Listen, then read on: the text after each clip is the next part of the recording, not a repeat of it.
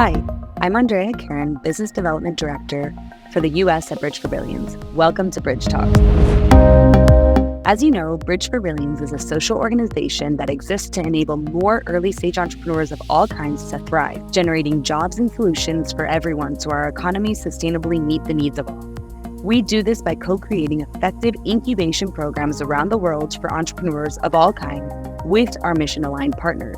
These Bridge Talks are short conversations with various ecosystem actors supporting inclusive entrepreneurship in many ways. These talks are meant to connect listeners to information on what's happening in the ecosystem and foster collaboration. I hope you enjoy. Okay, hi Adam, how are you? Hi Andy, how are you? Good, thank you. Thanks for joining today. This is actually our first episode of Bridge Talks, so it's really exciting to have you here. So this is great because then you can learn from all the mistakes that we make today. So the next ones are going to be really awesome. Yeah, no, exactly. it's a pleasure to be here. I'm really happy to talk to you about the work that we do in Chicago. I think we're doing a lot of great stuff. I think there's a whole lot more to do, but we'll talk about that. Yeah, totally. Okay, so before we get into that, which I do want to get into it immediately, I want to introduce you to the people that are listening. So Adam Engle here is the director of the Fund for Equitable Business Growth out of Chicago, like you mentioned. The fund is a multi-funder collaborative housed at the Chicago Community Trust that invests in the marketplace of services, platforms, and products to strengthen the ecosystem of support for Black and Latinx entrepreneurs in Chicago. Since 2019, they've invested over $10 million to build capacity for business service organizations, or BSOs, pilot innovative platforms to enhance BSOs' data infrastructure, and identify interventions to improve the ability for business owners to access capital, along with supporting the founding and development of worker-owned entrepreneurships. So a lot to talk about here. As Bridge for Billions also being very driven by working towards a more inclusive ecosystem, I'm very excited for this quick chats today. Great. Happy to. Cool. So yeah, let's get right into it then. Okay. Yeah.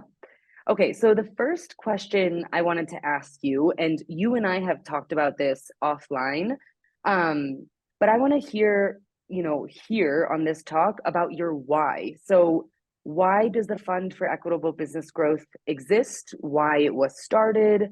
Can you tell us about that? Sure. So 2019, shortly before pandemic time, the Chicago Community Trust and a couple of other funders in the city contracted with Next Street Financial to do an assessment, basically a survey of the small business landscape here in Chicago. The short answer is they found that it was made up of disparate pieces, but there was not a lot of coordination around them. And their recommendation was there needs to be, right? In order to support Black and Latinx entrepreneurs in Chicago, there needs to be a better, true network of support. And it was decided then to create the Fund for Equitable Business Growth. We're a bit of an unusual animal because, as you mentioned, we are a multi-funder collaborative. We have 7 funders, always looking for more, but we have 7 funders that have come together to pool resources and collectively strategize about how we are going to address the challenges facing Black and brown entrepreneurs in the city. That makes us unusual in some ways to begin with, because we have these fixed funders, some large national funders, some are very local foundations. But we also, the other thing that makes us, I think, a little unusual is the model that we use. So we kind of focus everything on the BSO, the Business Support Organization, as you were describing. So everything we do kind of is in service of providing capacity to the BSO. The BSOs are the technical assistance providers to the businesses. They're kind of boots on the ground, helping the businesses either get off the ground, take the next steps, access capital, develop pricing, all the things that a BSO would do. What makes us a little different is that to qualify for our funding, we don't fund individual business service organizations. We are very intentional about funding partnerships of business service organizations. Again, going back to capacity building, if two or more organizations can come together, they can create efficiencies. They can build capacity so that all three organizations don't have to be doing all the same things. And what we found is that they've developed some really fascinating programs. Some are focused on commercial corridors. Some are focused on industry. Some are kind of generalists. Some are focused on back office operations. Some are Spanish only. And we are agnostic to sort of what they do or the communities that they serve, but we've developed, I think, this really incredible kind of portfolio. So that also makes us unusual, right? Because we're not supporting individual organizations, we're supporting these collaboratives, and everything we do is focused on collaboration. Our other strategic areas are all satellites to the BSO support program. We call it the BSO Collective Impact Initiative. So, and we'll get into it more, but data infrastructure and technology, access to capital, worker-centered entrepreneurships, and for people who are not familiar with that term, think of worker co-ops. That's the work that we do. We really believe that if the organizations can come together, they can provide better, more efficient service to the business owners. And what we're working on, we've been working on and really diving into this year is how do we get the individual collaboratives to start working with each other to create a tighter network of support. Wow. And would you say, well, first of all, congrats. That's amazing. Would you say that has been what you've seen most evolve is in the beginning, 4 years ago, you were focused on the BSOs and the BSOs, coming together in a collaboration. And now it's, uniting all of these collaborations together, or have other things evolved over the past 4 years? Right. So you're correct. I mean, we started with, let's just get the BSO piece down. Right. The first year, let's put COVID aside, right? Because that popped up really shortly after we started. The idea of requiring that these organizations come together, needless to say, is a challenge. They may not have worked together in the past. So there's some trust building, obviously, it needed to happen. COVID came up right away, which meant that they switched into from work with startups to let's just try to maintain the businesses that are existing, right? How do we get PPP out? All of that kind of stuff. And that was a major focus of the Chicago Community Trust, was getting those relief funds out. And also we were leaders in sort of the COVID response generally in the city. Now that COVID sort of passed, I mean, obviously it's still with us, but the pandemic aspect of it is gone. I guess we'll never say that it's back to business as usual, because I'm not sure anybody knows exactly changed everything what that is, right? But we can go back to focusing on now the evolution of this program that we've been developing. So the next step in the process was trying to get the collaboratives to come together. That came about for two reasons. One is because we knew that was going to be part of the plan, right? But the other reason is because our partners, our grant recipients, have been asking for it, which is really amazing. Like the first time that they said, we would like to have more interaction with the other programs, then I knew we were on the right track. But then it came time to, okay, now we have to talk about access to capital. Where does technology and data fit in? Which are the things that we're really trying to look at now to kind of add more support to the supports. Interesting. And how, can you tell us a little bit about how that data and technology will play into all of this? Sure. There's so many roles for data, for data infrastructure and for technology. at the very basic level, it creates efficiencies, right? We've been piloting a platform that's intended to create a better communication system between the business owner and the business advisor. Right. We're seeing so many more benefits than just that, which is really remarkable. But so technology provides efficiencies. It can provide capacity for the BSOs. Ideally, it makes the life of the business owner a little bit easier, right? Yeah. But tech platforms for the BSOs, for the business owners, and really so much for funders like us, provides data. Yeah.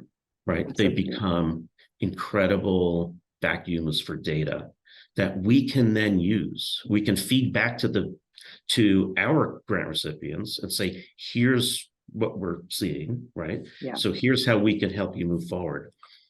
But for us generally as funders and as program developers, right, it helps us navigate where we should go, right? When we see significant data that's pointing in a certain direction with a flashing red light, it tells us that maybe we need to start paying attention to that red light. So I would like to see more data so that we can collect. I'd like to see more technology so that we can collect more data, right? Yeah, absolutely. Absolutely. Yeah.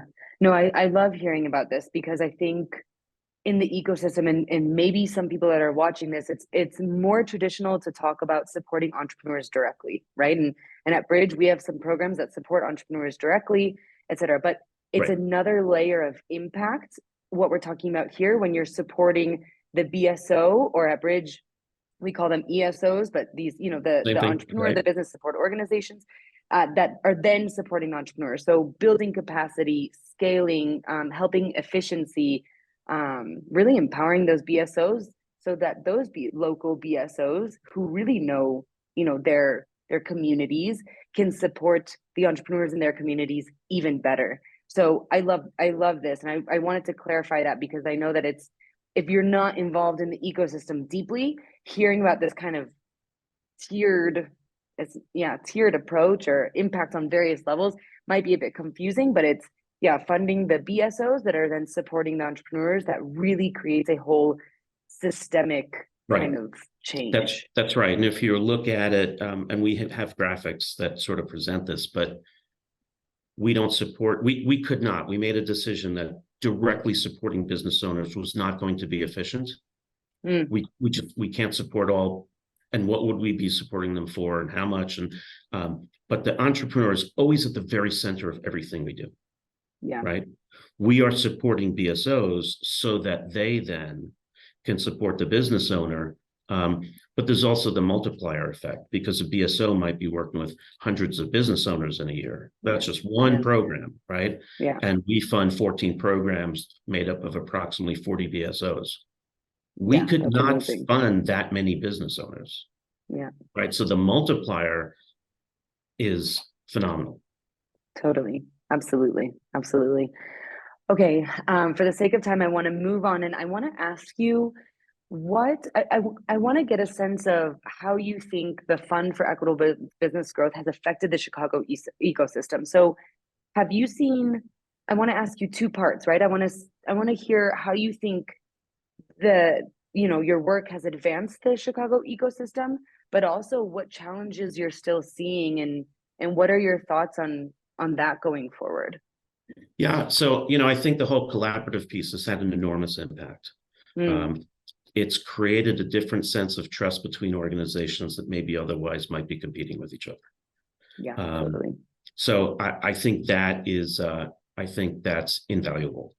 And as I said before, I think a real advance is when they come back to us and they say that they'd like more of that, right? Yeah. Tells me that they have gotten over a hump of some sort, that they're looking for more interaction, whether it's more partners or just more folks in their network that they can go to for support and guidance. I think that's really incredible. And another example, which actually came up surprisingly before we were starting to push it, 2 programs, right? 2 different BSO collaboratives are now partnered together. Before it even came out of our mouths, they presented that in their application for this year's grant. And it's like, you guys are ahead of me, right? Which is amazing. And these two programs just are the most natural fit to be doing this anyway, because they both support the largest Latinx communities in the city. So why not do it together? And it's like, that's what we're trying to do, right? I love that. I love that. It's at Bridge, we talk a lot about that there still exists something like kind of like an ecosystem, right? Where right. Instead of working together, it's like, but we need to do that. it. We feel, competitive. We want to do it better than the rest, where it's like, hello, no, this is an ecosystem. Let's work together. Let's make each other stronger. And it sounds like you're proving that. Well, it's also where we're coming from, right? I go back to the bullseye. We're focused on the entrepreneur. Yeah. Right. And hey, you guys providing support to the entrepreneur, you're supporting the entrepreneur too. You can't fight with each other about it. Not that they do. They don't. Yeah. But I think that's one of the kind of innovations that we brought through FEBG was creating this network, right? And continuing to build a network. I have other programs calling me, not all the time, but frequently. How can I get into that? Right. So, but there are challenges. I mean, there's still a lot out there that absolutely needs to be done. Number one, access to capital. Yeah. We just completed a capital access scan of Chicago. We're like this week, we're rolling it out to different audiences, focusing on kind of what are the things that need to be in place that will allow Black and brown entrepreneurs to be able to access capital. It could be more education. It could be technology. It could be better training of the BSO advisors themselves.